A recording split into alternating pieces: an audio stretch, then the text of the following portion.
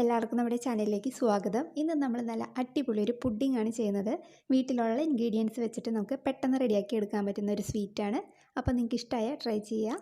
ആരെങ്കിലും നമ്മുടെ ചാനലിലേക്ക് ആദ്യമായിട്ട് വന്നിട്ടുണ്ടെങ്കിൽ ഒന്ന് ചാനൽ സബ്സ്ക്രൈബ് ചെയ്യാൻ മറക്കല്ലേ. അപ്പോൾ നമുക്ക് പുഡിംഗ് റെഡിയാക്കാനായിട്ട് ഞാൻ ഈ ഒരു പാത്രത്തിലാണ് തയ്യാറാക്കുന്നത്. അപ്പോൾ നിങ്ങളുടെ കയ്യിൽ സ്റ്റീലിൻ്റെ ചോറുണ്ണുന്ന വലിയ പാത്രം ഉണ്ടെങ്കിൽ അതിൽ ചെയ്തെടുക്കുക. അല്ലെങ്കിൽ ഓവൻ പ്രൂഫായിട്ടുള്ള ഗ്ലാസിൻ്റെ ബൗളുണ്ടെങ്കിൽ അതിലും ചെയ്തെടുക്കുക. ഞാനിപ്പോൾ ഈ പാത്രത്തിലാണ് ചെയ്ത് എടുക്കുന്നത്. അപ്പോൾ അതിന് വേണ്ടിയിട്ട് ഇതിലേക്ക് ഞാൻ 1 ടീസ്പൂൺ എണ്ണ ഒഴിച്ചിട്ടൊന്ന് ഗ്രീസ് ചെയ്തെടുത്തിട്ടുണ്ട്. അപ്പോൾ ഇത് നമുക്ക് മാറ്റി വയ്ക്കാം. അപ്പോൾ ഇത് നമ്മൾ ആദ്യമേ റെഡിയാക്കി വെക്കണം കേട്ടോ. ഇനി നമുക്ക് പഞ്ചസാര ഒന്ന് ക്യാരമൽ ചെയ്തെടുക്കാം. അതിന് വേണ്ടിയിട്ട് ഞാൻ സ്റ്റൗവിലേക്ക് അടികട്ടിയുള്ള ഒരു പാത്രം വെച്ച് കൊടുത്തിട്ടുണ്ട്. അതിലേക്ക് ഒരു 1/4 കപ്പ് പഞ്ചസാര ഞാൻ ചേർക്കുന്നുണ്ട്. മധുരം നിങ്ങളുടെ ഇതിനനുസരിച്ചിട്ട് ചേർക്കാം. ഇനി നമുക്ക് സ്റ്റൗ ഓണാക്കിയിട്ട് ഇതൊന്ന് ലോ ഫ്ലെയിമിലിട്ടിട്ട് നന്നായിട്ടൊന്ന് ക്യാരമൽ ചെയ്തെടുക്കാം. അപ്പോൾ ലോ ഫ്ലെയിമിലിടുക. ഹൈ ഫ്ലെയിമിലിട്ടിട്ടുണ്ടെങ്കിൽ കരിഞ്ഞു പോകും. അപ്പോൾ നമ്മുടെ പുഡിങ്ങിന് കരിഞ്ഞൊരു ടേസ്റ്റ് ആയിരിക്കും. അപ്പോൾ ലോ ഫ്ലെയിമിലിട്ടിട്ട് നമുക്കിതൊന്ന് ക്യാരമൽ ചെയ്തെടുക്കാം.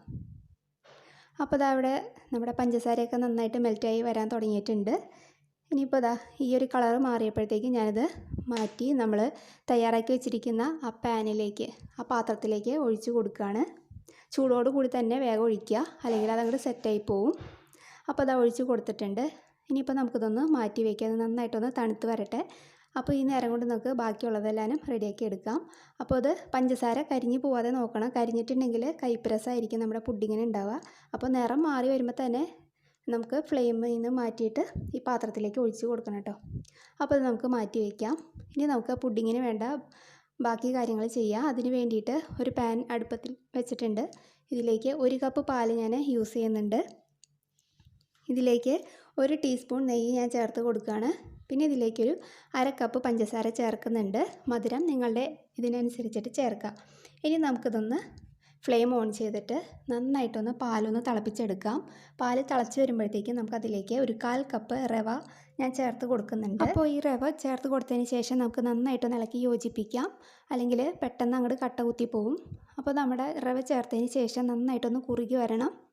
അപ്പോൾ അത് അവിടെ ഏകദേശം കുറുകി വരാൻ തുടങ്ങിയിട്ടുണ്ട്. ഇനിയിപ്പോൾ നമുക്ക് ഫ്ലെയിം ഓഫ് ചെയ്ത് വെക്കാം, അല്ലെങ്കിൽ ഇത് വല്ലാതെ അങ്ങോട്ട് കട്ടയായി പോവും. അപ്പോൾ ഒരു ചെറിയൊരു ലൂസ് കൺസിസ്റ്റൻസിയിൽ നമുക്ക് ഓഫ് ചെയ്ത് വെക്കാം. അപ്പോൾ ഇത് നമുക്ക് ഒന്ന് ചൂടാറാനായിട്ടൊന്ന് മാറ്റി വയ്ക്കാം. അപ്പോൾ ഈ നേരം കൊണ്ട് ഞാൻ വേറൊരു പാത്രം എടുത്തിട്ടുണ്ട്. അതിലേക്കൊരു 1/2 കപ്പ് അധികം പുളിയില്ലാത്ത തൈര് മിക്സിയിലൊന്ന് അടിച്ചിട്ട് ഇതിലേക്ക് ചേർത്തിട്ടുണ്ട്.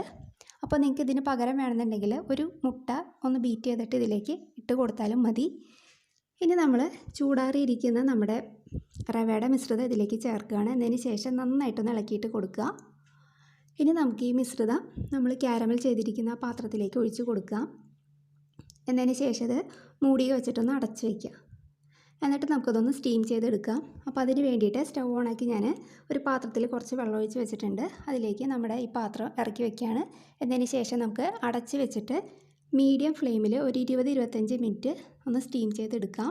അപ്പോൾ നിങ്ങളുടെ കയ്യിൽ വലിയ ഇഡ്ഡലി പാത്രം ഉണ്ടെങ്കിൽ അതിൽ ചെയ്താലും മതി. അപ്പോൾ അതവിടെ ഒരു 25 മിനിറ്റ് കഴിഞ്ഞിട്ടുണ്ട്. അപ്പോൾ ഒരു കത്തി ഞാനൊന്ന് ഇൻസേർട്ട് ചെയ്ത് നോക്കുകയാണ്. അപ്പോൾ അതവിടെ നന്നായിട്ട് ക്ലിയർ ആയിട്ട് വന്നിട്ടുണ്ട്. അപ്പോൾ നമ്മുടെ പുഡിംഗ് ഇവിടെ റെഡി ആയിട്ടുണ്ട്. ഇനി നമുക്കത് മാറ്റി വയ്ക്കാം. അപ്പോൾ ഇത് ഇനി ഒന്ന് നന്നായിട്ടൊന്ന് പുറത്തിരുന്നിട്ടൊന്ന് തണുത്ത് വരട്ടെ. അപ്പോൾ ഞാനിതിപ്പോൾ തണുപ്പിച്ചിട്ടാണ് യൂസ് ചെയ്യുന്നത്. അപ്പോൾ തണുത്ത് വന്നതിന് ശേഷം ഇത് ഞാൻ ഫ്രിഡ്ജിൽ വെച്ചിട്ട് വീണ്ടും 1-2 മണിക്കൂറൊന്ന് തണുപ്പിച്ചെടുക്കുന്നുണ്ട്. അപ്പോൾ നിങ്ങൾക്കത് ചൂടോടുകൂടി കഴിക്കണമെന്നുണ്ടെങ്കിൽ ഫ്രിഡ്ജിൽ വെക്കേണ്ട ആവശ്യമില്ല. ഞാനിപ്പോൾ ഇത് ഫ്രിഡ്ജിലേക്ക് ചൂടാറിയതിന് ശേഷം മാത്രം വെച്ച് കൊടുക്കുകയാണ് കേട്ടോ. അപ്പോൾ അതവിടെ ഒരു 2 മണിക്കൂറൊക്കെ കഴിഞ്ഞിട്ടുണ്ട്. ഞാൻ ഫ്രിഡ്ജിൽ നിന്ന് നമ്മുടെ പുഡിങ് എടുത്തിട്ടുണ്ട്. ഇനിയിപ്പോൾ നമുക്കിത് വേറൊരു പ്ലേറ്റിലേക്ക് മാറ്റി കൊടുക്കാം. അപ്പോൾ അതാ നമ്മുടെ അടിപൊളി പുഡിങ് ഇവിടെ റെഡി ആയിട്ടുണ്ട്. അപ്പോൾ നമ്മൾ എടുത്തതിന് ശേഷം ഒന്ന് തട്ടി കൊടുത്തിട്ടുണ്ടെങ്കിൽ ആ പ്ലേറ്റിലേക്ക് കറക്റ്റായിട്ട് വീണോളും. അപ്പോൾ ഇത്രയേ ഉള്ളൂ. അപ്പോൾ നിങ്ങൾക്ക് ഇഷ്ടമായിട്ടുണ്ടെങ്കിൽ എന്തായാലും ഒന്ന് ട്രൈ ചെയ്ത് നോക്കുക. നല്ലൊരു സ്വീറ്റാണ്. അപ്പോൾ നമുക്ക് നല്ലൊരു വീഡിയോ ആയിട്ട് അടുത്ത ദിവസം കാണാം. താങ്ക്